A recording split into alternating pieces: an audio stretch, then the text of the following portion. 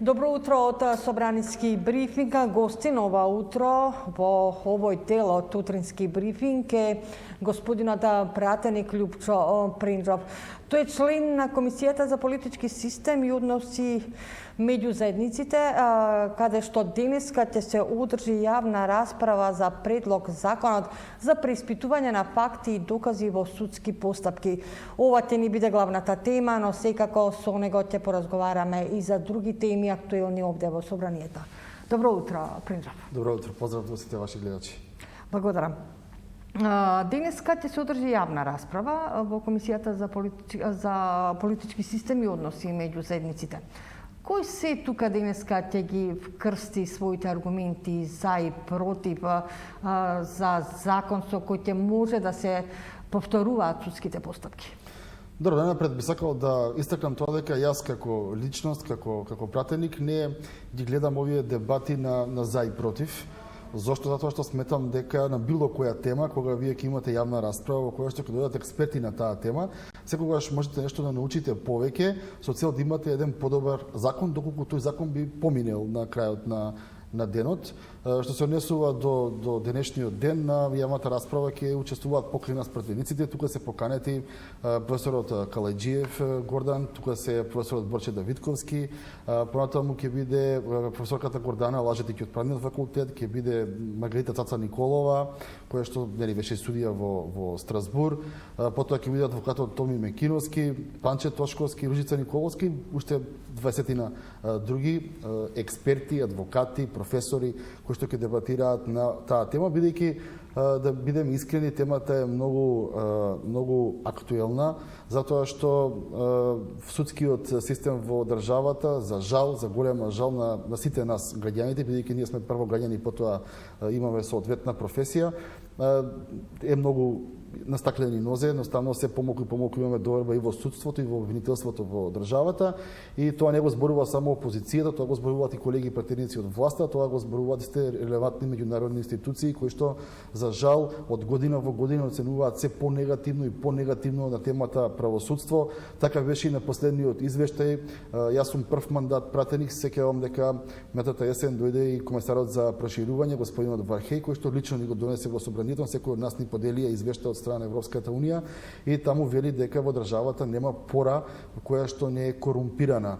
И кога вие имате толку многу корупција, а толку малку луѓе одговараат за таа корупција, тогаш оправдано е према граѓаните она кое што имаат несоодветни оценки, односно немаат доверба во правосудниот систем. Што се однесува до овој закон... Да, тоа сега да прашам, господинот Павле Трајанов е предлагач на законот. Мислам дека и ДОМ и уште некоја партија. Да, вака, господин Павле Трајанов е предлагач на овој закон и јас од тоа што имам информации дека ова се предлагало и во претходниот парламентарен состав. Да. Јас го знам од овој парламентарен состав и во интерес на јавноста факт е дека покрај господинот Павле Трајанов тука се и претениците од ДОМ, но тука се и претениците од Либерално-демократската партија како предлагачи предложени на ова ново, условно кажано, законско решение. Темата треба да... Прашањето ми беше, тие предлагаат, значи, повторување на судски постапки со нови докази. Според предлагачот, веќе има консензус меѓу власта и опозицијата за овој закон. Но ние знаеме дека во јавноста, дека во нашата држава има закон со кој може да се повторат судски постапки, кривичниот закон во кој дозволува повторување на судски постапки. Зошто е потребен ваков закон? Видите, прво не знам дали има околу власта и опозицијата консензус околу ова законско решение. Јас можам да кажам за себе, јас овакво како што е предложено ова законско решение нема да го поддржам. И тоа го соопштив и на комисијата, бидејќи веќе еднаш одеше на комисијата за политички систем, имам повеќе аргументи, го земав законот со мене, бидејќи веднаш потоа долу се си минам во салата Борис Траковски, што ќе биде јавната расправа. Например, вие имате класичен политички наратив во самиот текст. Првата реченица вели дека состојбите во Република Македонија во периодот 2007-2017 година ја одбележаа масовни поплаки и преставки на граѓаните за груби повреди или одземање на уставните и законски загарантирани слободи и права. Видете, јас како човек и како пратеник сакам да бидам објективен и не сакам никого ниту да амнестирам, ниту пак да го ставам на пиедестал, ама ние ќе се согласиме дека правото и правосудниот систем не се проблем само 2007-2017 година, туку тоа не е рака на нашето општество, впрочем како и другите земји од регионот кои што се на многу подобро ниво сега од нас.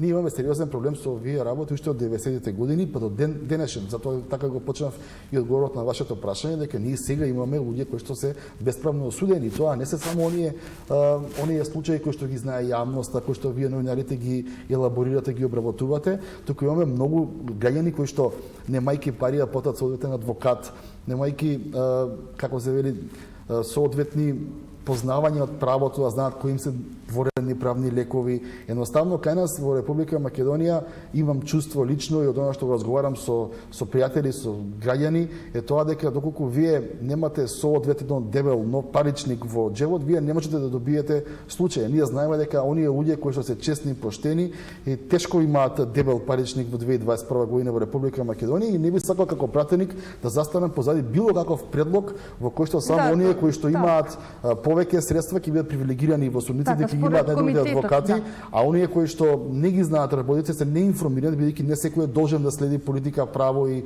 правосудство, тие да бидат во многу неповолна состојба, така што генерално законот текстот на законот има многу голем политички наратив и мене тоа не ми се допаѓа.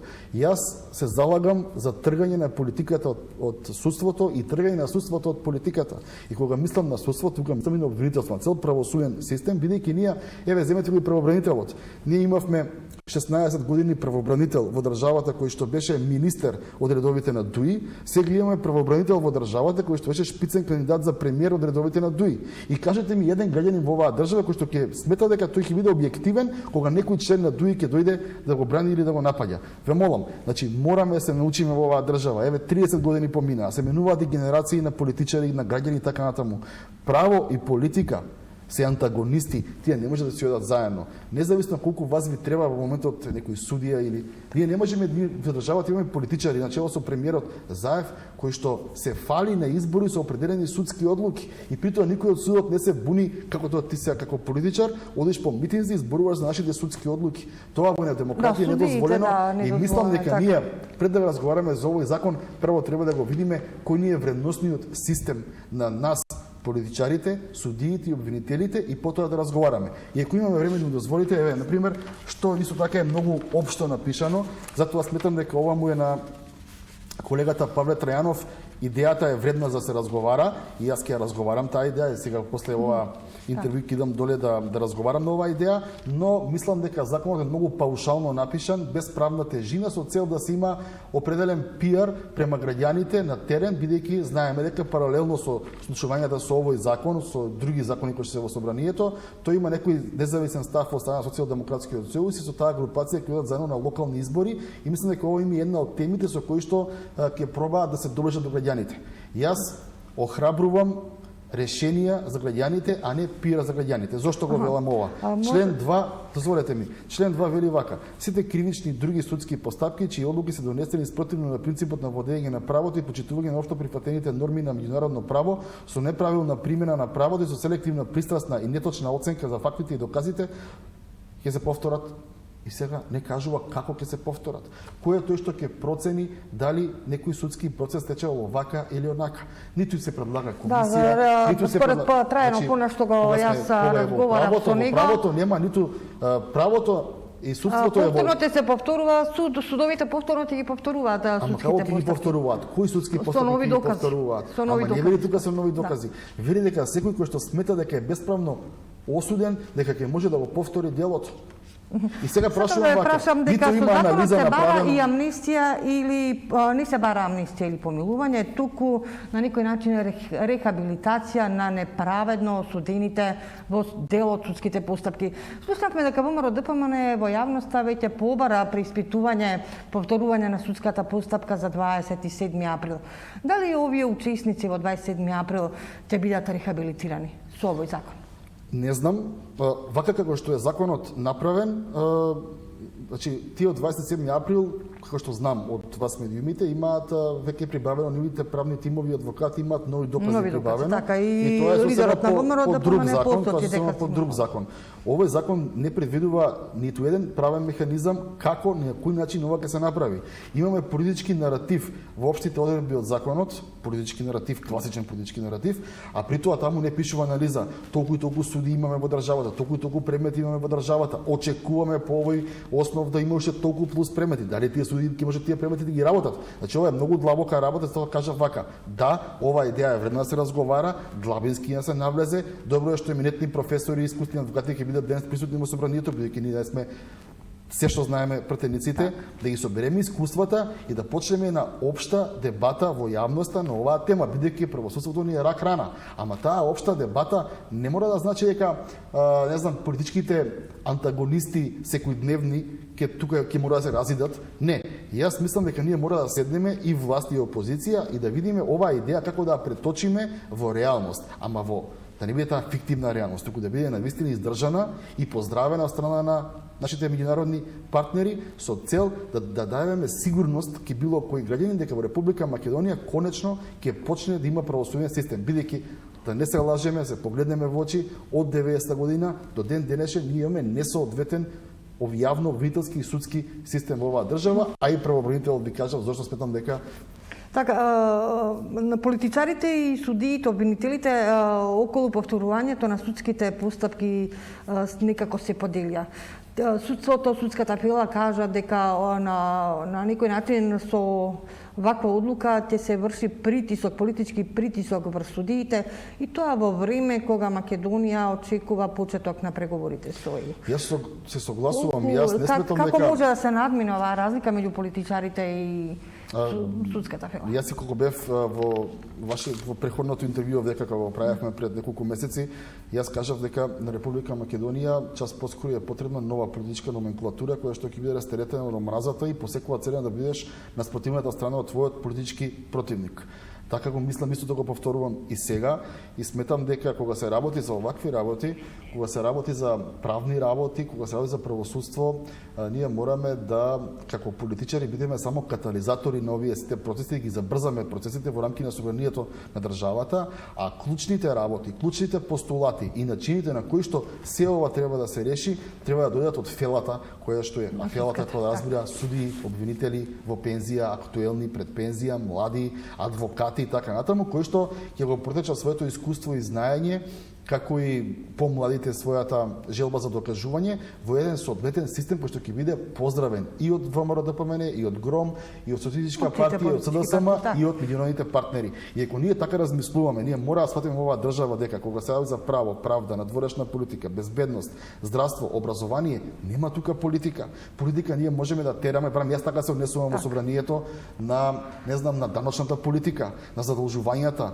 на даночната евазија и така натаму. Тука имате повеќе различни методи на гледање на работите, ама кога се работи за право, правда и овие сите други сектори, ве молам, не смее тука да има политика и не смее да има поделби. Мора да има добра волја и желба за нешто да се реши, за народот да има бенефит. Бидејќи како тргнала политиката, се помалку веќе излегуваат низбори, бидејќи се повеќе популисти, гледаме нови популисти има на политичката сцена и тоа млади луѓе, и мене тоа ме разочарува. Наместо да помогнеме и да останеме запаметени дека се направили нешто добро за следните генерации, ние се трудиме од себе да правиме нешто што Уште многу накратко, последно прашање, што очекувате од денешната јавна расправа? Очекувам да слушам аргументи, спротивставени мислења, да фаќам прибелешки, бидејќи јас не сум експерт по правото, имам професор, има суди за овогодишно искуство и по тоа ќе го разговарам и со граѓани, и со луѓе од фелата кои што јас лично ги познавам и ќе продолжиме да го работиме ова законско решение, но може да се интервенира со амандмани, кој што е предложен со политика и со политички наративи. Може да се интервенира со амандмани. Јас мислам дека треба маце подетална и по-длабинска расправа и мислам дека оваа хартија која што ни е поделена во собранието може да представува само основа да се започне нешто, а за мене како што е напишано овака е само пиар пред локални избори.